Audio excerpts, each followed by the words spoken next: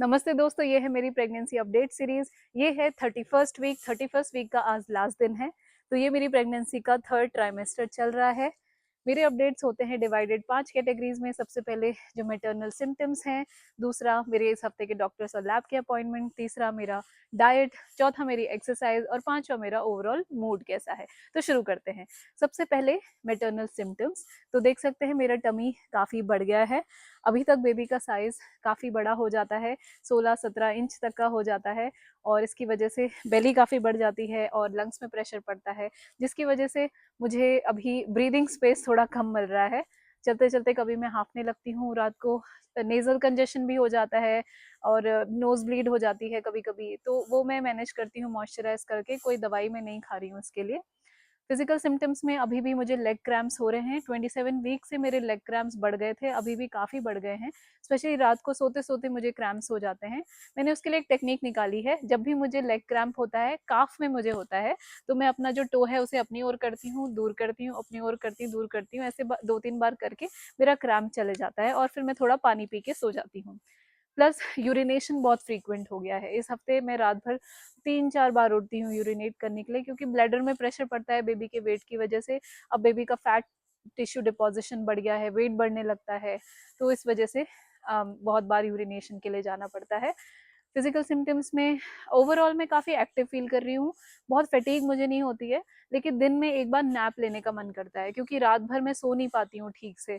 Baby काफ़ी active है, रात को किक्स करता है, पंचेस करता है, रोल करता है साइड टू साइड, तो उसकी वजह से मेरी भी नींद बीच बीच में खुलती रहती है। प्लस मैं साइड में सोती हूँ तो यहाँ पे मेरा जो रिब है वो मुझे पिंच करता है। पिलो लगाती हूँ, वो हट जाता है तो फिर पिंच करने लगता है, तो मेरी नींद खुल जाती है। बैक में नहीं सो सकते, क्योंकि वेना केवा एक नर्व होती है यहाँ पे, जिसके दबने से हार्ट को ब्लड सप्लाई कम हो जाती है, तो बेबी को भी कम होने की आशंका रहती है। तो और पेट के बल भी नहीं सो सकते, साइड में ही सोना है, तो रिब पिंच करता है, तो इस वजह से भी नींद खुलती है। यूरिनेशन फ्रीक्वेंट होने की वजह से नींद खुलती है। तो इतने सारे कारण, कभी लेग का क्रैम्प हो जाता है, नींद खुलती है, तो रात की नींद थोड़ी डिस्टर्ब रहती है। इसलिए दिन में मुझे थोड़ा सा क्रैश हो जाता है कभी कभी और मैं सो जाती हूँ।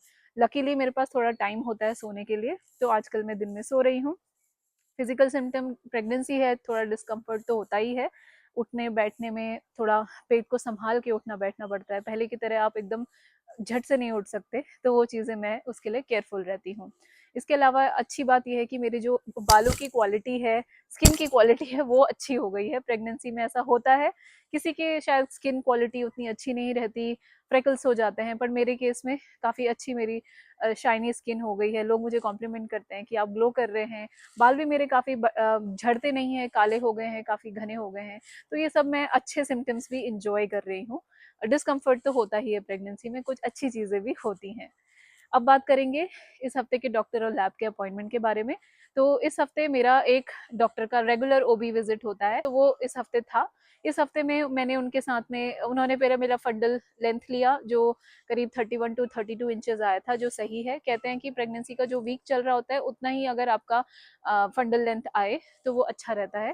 तो वो अच्छी एक बात थी, इसका मतलब है बेबी अच्छा ग्रो कर रहा है। उन्होंने बेबी का पोजीशन मैन्युअली चेक किया, वो सिफेलिक था, मतलब हेड डाउन है ऑलरेडी, वो एक अच्छी बात है। और उन्होंने मेरे साथ में इस हफ्ते प्रीक्लैम्सिया के डिस्कशन किए, सिम्टम्स डिस्कस किए। उन्होंने बताया कि क्या क्या पॉसिबल सिम्टम्स हो सकते हैं, क्योंकि थर्ड ट्राइमेस्टर में आते आते प्रीक्लैम्सिया का प्रॉब्लम आ सकता है विमेन को।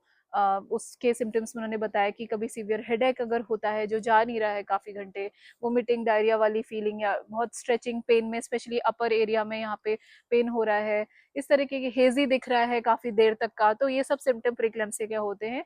प्राइमरीली अगर आपका ब्लड प्रेशर 140 से ऊपर जा रहा है कंसिस्टेंटली, तो मेजर करते रहिए और हमें तुरंत कॉल कीजिए। तो उन्होंने ये सब सिम्टम्स डिस्कस करे। ये एक प्रोटोकॉल है यूएस में, इन 30 हफ्ते के बाद में प्रीक्लैम्सिया वगैरह के सिम्टम डिस्कस करने का, वो था। प्लस मैंने भी डॉक्टर्स के साथ काफ़ी अपने क्वेश्चंस शेयर किए, जैसे मैं कॉर्ड प्रिजर्वेशन के ऑप्शंस, प्लेसेंटा डोनेशन के ऑप्शंस एक्सप्लोर कर रही थी, वो सब मैंने किया। और मैंने अपनी इंश्योरेंस कंपनी से बात करके डॉक्टर से अपना ब्रेस्ट पंप प्रिस्क्राइब करवा लिया। उसके लिए भी यूएस में एक प्रोसीजर है, प्रिस्क्रिप्शन के बिना यहाँ पे चीज़ें मिलती नहीं है, तो मैंने चूज़ कर लिया ब्रेस्ट पम्प। ब्रेस्ट पम्प के लिए मैं एक अलग वीडियो बनाऊंगी। अगर आप सोच रहे हैं ब्रेस्ट पम्प खरीदने का, तो कैसे उसे चूज़ करें, वो और मैंने कैसे चूज़ किया, उसमें साइजेस, फ्लैंजेस के साइज़, थोड़ा टेक्निकल इश्यू होता है ब्रेस्ट पम्प का, तो उसके लिए मैं एक वीडियो अलग बना दूंगी। आप उसे चेक कर लीजिएगा। तो ये था डॉक्टर का अपॉइंटमेंट। कोई और लैब टेस्ट वगैरह मेरा हुआ नहीं इस हफ्ते, बस एक नॉर्मल ओबी विजिट थी। अब बात करेंगे इस हफ्ते के मेरे खान पान के बारे में। तो पूरी प्रेगनेंसी में मैंने अपने खाने पीने का काफ़ी ध्यान रखा है। मैंने कोशिश की है कि मेरा वेट एकदम ना बढ़े। लकीली मेरा वेट बहुत ज़्यादा नहीं बढ़ा है। मतलब डॉक्टर्स भी खुश हैं कि बहुत ज़्यादा ओवरवेट नहीं हुआ है, क्योंकि उससे क्या होता है कि बच्चे का साइज़ भी बढ़ सकता है अगर वेट वेट बढ़ गया, और डिलीवरी में कॉम्प्लिकेशंस आ सकती हैं। बहुत हैवी बच्चा हुआ तो फिर सी सेक्शन करना पड़ सकता है। बट अगर अच्छी ग्रोथ है बच्चे की, आपका वेट भी बैलेंस तरीके से बढ़ रहा है, तो जेस्टेशनल डायबिटीज़ नहीं होगी और बाद में भी आपको मदद मिलती है। तो मेरा वेट काफ़ी बैलेंस्ड है, स्टेबली बढ़ रहा है, लेकिन थोड़ा थोड़ा बढ़ रहा है। वो मेरे न्यूट्रिशन को और मेरे एक्टिविटी लेवल को मैं उसका क्रेडिट दूंगी।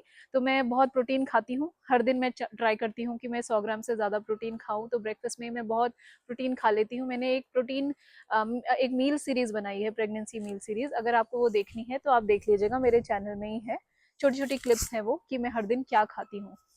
और पानी काफ़ी पीती हूँ, क्योंकि अभी क्या है कि एमनियोटिक फ्लूइड में बच्चा तैरता है और बहुत यूट्रस का साइज़ बढ़ गया है, तो एमनियोटिक फ्लूइड भी ज़्यादा चाहिए, तो पानी ज़्यादा पीना पड़ता है। तो मैं अलग अलग तरीके से पानी पीती हूँ। सत्तू बना के, कभी रागी मॉल्ट बना के, वे प्रोटीन कॉन्सेंट्रेट पानी में डाल के, नींबू पानी, कोकोनट वाटर, बटर मिल्क, तो इस तरीके से मैं पानी पीती रहती हूँ दिन भर। ये था मेरा खान पान। अब बात करेंगे मेरे इस हफ्ते के एक्टिविटी लेवल के बारे में। तो इस हफ्ते मैं काफ़ी एक्टिव रही हूँ, हर दिन मैंने वॉक की है। मैं एक योगा ट्रेनर हूँ, मैंने अपनी टीचिंग अभी भी कंटिन्यूस रखी है। मैं एक प्री नेटल योगा सीरीज बना रही हूँ, अगर आपको वो चेक करनी है मेरे चैनल में चेक कर सकते हैं। और इसके अलावा मैं वॉल सपोर्टेड स्क्वाट्स करती हूँ, आर्म स्ट्रेंथ ट्रेनिंग करती हूँ, और दिन भर मैं ओवरऑल काफ़ी एक्टिव रहती हूँ घर के कामों में। ये जो सीरीज़ है इसे बनाने में भी मुझे काफ़ी अंदर बाहर करना होता है, मल्टीपल टाइम रिकॉर्डिंग करनी रहती है, इस वजह से भी मैं काफ़ी एक्टिव रहती हूँ फिजिकली। तो अब बात करेंगे फाइनली मेरे ओवरऑल मूड के बारे में। इस हफ्ते मेरा मूड काफ़ी अच्छा है। ओबी विजिट के बाद स्पेशली मैं थोड़ा श्योर्ड हो गई कि चलो अभी प्रेगनेंसी ठीक चल रही है। जो इम्पोर्टेंट टेस्ट हैं वो सब हो चुके हैं, और भगवान की कृपा से अब तक सब ठीक चल रहा है। और साथ में मैं ग्रैटिट्यूड जर्नल लिखती हूँ, ग्रैटिट्यूड प्रैक्टिस करती हूँ, मेडिटेशन करती हूँ, तो इस वजह से मेरा मूड काफ़ी अच्छा रहता है। यहाँ पे स्प्रिंग आने लगी है, स्प्रिंग का सीज़न मेरा फेवरेट है। तो फूलों को, पत्तों को देख के, बर्ड्स को देख के मुझे वैसे भी बहुत मज़ा आता है। हम वीकेंड में कभी घूमने निकल जाते हैं, नेचर वॉक करते हैं। हम यहाँ जहाँ रहते हैं ओरेगन में, यहाँ पे बहुत अच्छे पॉन्ड्स हैं, नेचुरल एरिया है हाइक करने के लिए। ज़्यादा ओवरवेलम नहीं करती मैं अपने को, बट नेचर में जाना मुझे अच्छा लगता है, इससे मेरा मूड अच्छा रहता है। तो ये था मेरा इस हफ्ते का प्रेगनेंसी का अपडेट। अगले हफ्ते का अपडेट लेकर मैं आपके सामने जल्दी आऊँगी। नमस्ते।